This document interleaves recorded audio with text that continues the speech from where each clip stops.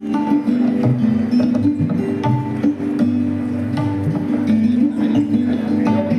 साहेबांना विनंती करतो की त्यांनी स्टेजवर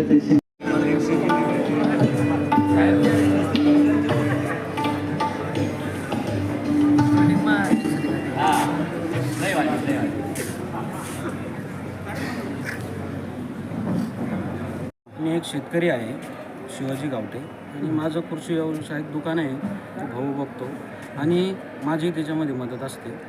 मी कंटिन्यू शेतकऱ्यांच्या रिलेटेड असतो, शेतावर जाऊन मार्गदर्शन करतो, डाळिंब असो, द्राक्ष असो आणि अन्य पिके, कपाशी असेल, भाजीपाला पिकं असेल, तर माझं कंटिन्यू मी शेतकऱ्याच्या सान्निध्यात असतो. याच्यामध्ये आता हा जो नवीन ॲप प्रायोगिक तत्त्वावर कोल्हापूर आणि संभाजीनगर ह्या जिल्ह्यामध्ये शासनाने लागू केलेला आहे, जे फ्रेमवर्क फॉर फर्टिलायझर सेल हा जो ॲप आहे. पण याची जनजागृती शेतकऱ्यापर्यंत खूप कमी आहे, कारण की आज बरेच लोक दुकानावर येतात आणि आपण त्यांना म्हणलं तुम्ही खत बुक केलं का, ते कशासाठी बुक करायचं, अगोदर तर नव्हतं, मग हे कुठून आणलं नवीन बुक करायचं. म्हणलं आता नवीन ॲप लागू झाला आणि प्रायोगिक तत्त्वावर आपल्या 2 जिल्ह्यामध्ये शेतकऱ्यांना हा साठा दुकानातला घर बसल्या दिसला पाहिजे आणि तिथून बुक करता आला पाहिजे. पण ते एक बरोबर आहे, पण त्याच्यामध्ये अनेक शेतकऱ्यांना ते ॲप चालवता येत नाही, त्याच्यात अपलोड करता येत नाही, त्याच्यात पिकं कोणतं निवडायचे ते माहीत नाहीत.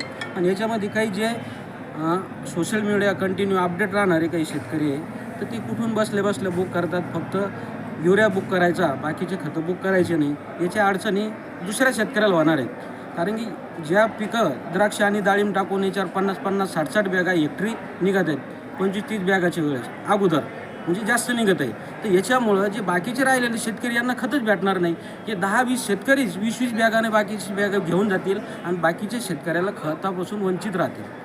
ह्या सिस्टमद्वारे जर पहिले दुकानदार काय करायचे, बाबा 5 बॅग 10-20 घेतल्या तर 2 बॅगा युरिया द्यायचे, जेणेकरून की सगळ्या शेतकऱ्याला युरिया पुरला पाहिजे असं ते पुरवायचे, की एकच शेतकऱ्याला न देता सगळ्याला विभागून ते द्यायचे, की सगळ्या खताबरोबर युरिया पुरला पाहिजे आणि ते पण खतापासून वंचित राहिले नाही पाहिजे.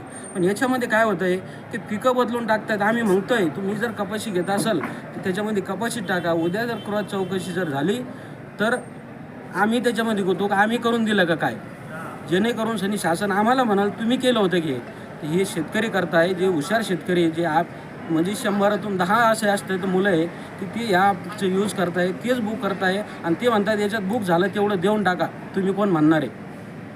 अशी उरेरवाची भाज्या काही शेतकरी करतात आणि ह्याच्यामध्ये 80% शेतकऱ्याला हे माहीतच नाही आहे हे कसं करायचं आहे, काय करायचं आहे. ती दुकानावर येतात आणि तेच म्हणतात दुकानदाराला तुम्ही बुक करून द्या, बरोबर आहे. आणि आज दुकानदार याच्यामध्ये डाउनलोड करून बुक करून द्यायला गेलं तर याच्यामध्ये असं होतं आहे, कपाशी टाकलं तर त्याच्यावर एक बॅग येते, युरिया 5 बॅग 4 ते 5 बॅग येतो, बरोबर आहे. आणि दुकानामध्ये 100च बॅगा आहेत, त्याच्याकडे येणारे 200 शेतकरी आहेत, बाकीचे शेतकऱ्याला खत भेटेल कसं. काय शासनाकडे काय मागणी करणार तुम्ही? शासनाने पूर्ण साठा उपलब्ध करून द्यावा. आणि शेतकऱ्याची आता याची पळपळ कशी होते तुम्हाला सांगतो. काल शेकट्याला चौक्याचे शेतकरी आले, ऑनलाईन बुकिंग करून गेलं आणि त्या नावानं बुकिंग झालं ती दुकानं त्या शेकट्याची.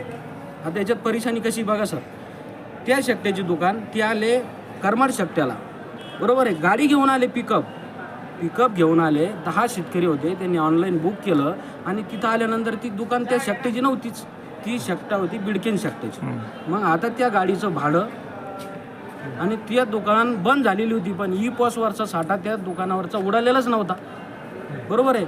आणि त्यांनी तो ऑनलाईन बुक केला आणि ॲक्च्युअली ती दुकान बंद आहे असं मला तिथल्या प्रदर्शनी ती शेतकरी आले म्हणून मी तिथल्या दुकानदाराला कॉल केला, बाबा इथं दुकान नाही आहे, माझ्याकडे शेतकरी आले तर तुमच्या परिसरामध्ये दुकान आहे का शेकट्याला तिथं. तर त्यांचं म्हणणं असं झालं की दुकान बंद आहे. मग शेतकऱ्याच्या अंगावर त्याचं भाडं पडतं आहे, बरोबर आहे. आणि ह्या ॲपद्वारे बुकिंग केल्यानंतर जर फुलंब्रीचा किंवा पिंपरी राजाचा शेतकरी करमाडला येतोय तर त्याला त्या गावातल्या दुकानदार जर लायसन होल्डर दुकानदार असेल तर शासनाचं कर्तव्य पहिलं तिथं उपलब्ध करून द्यावं, की जेणेकरून शेतकऱ्याला भाड्याचा भुर्दंड पडणार नाही. शेवटचा प्रश्न सर, शासनाला काय आव्हान करणार? शासनाला असंच आव्हान आहे, आम्ही याच्या विरोधात नाही आहे, पण याच्यामध्ये शेतकऱ्यालाच खूप अडचणी आहे. आणि शेतकऱ्याला त्या ॲपद्वारे जे पीक जर ती घेत आहे ते जर निवडलं, ते पीक घेत आहे ते निवडलं तर ते खत त्यांना पुरेसं नाही. मग ते शेतकरी आणि व्यापाऱ्याची तू मी होत आहे. की मला 4 बॅगा पाहिजे आणि तुम्ही मला एकच बॅग देताय एकरी, असं का? आणि याच्यामुळे हे वाद निर्माण होऊ नये याच्यासाठी शासनाने. तुमचं नाव सांगा, माझं नाव शिवाजी तुकाराम गावटे, दुकानाचा ॲड्रेस आणि mobile number. Shri Lakshmi agro services Shekta. माझा नंबर 9158 27 11 37. ओके, धन्यवाद.